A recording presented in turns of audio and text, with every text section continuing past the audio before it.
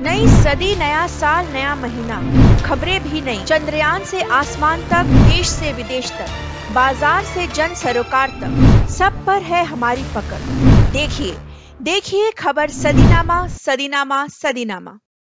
দুঃখজনক ঘটনা আমরা দেখেছি যখন সাধারণ নাগরিকের উপরে, পর্যটকদের উপরে সন্ত্রাসবাদীরা হামলা চালিয়ে তাদেরকে হত্যা করেছিলেন পেহেলগাঁওয়ে।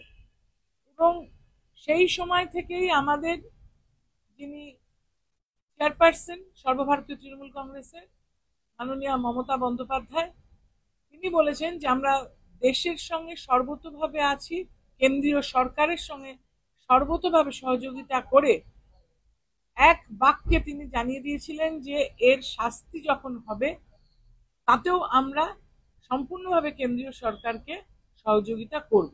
এবারেও আমরা বিশেষ অধিবেশনের দাবি জানাচ্ছি। 100 জন যে সন্ত্রাসবাদীকে নিহত করতে আমাদের সেনানীরা উদ্যোগ নিয়ে সফল হয়েছেন, ভারতবর্ষে সেই হত্যা লীলার পরিপ্রেক্ষিতে যে একটা যথাযথ জবাব কেন্দ্রীয় সরকারের অধীনে থাকা আমাদের জওয়ানরা দিয়েছেন পাকিস্তানকে, এই সবকিছু জানার অধিকার ভারতের নাগরিকদের আছে।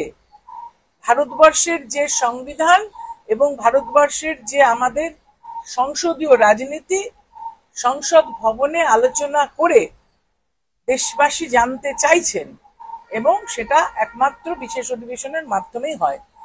তাই যারা বাইরে গেছেন বিদেশে দেশের কথা তুলে ধরতে, আলোচনা করতে, তারা ফিরে আসলেই এই মাসে, জুন মাসেই একটি বিশেষ অধিবেশন ডেকে এটা নিয়ে আলোচনা করাটাই আমরা মনে করছি উচিত।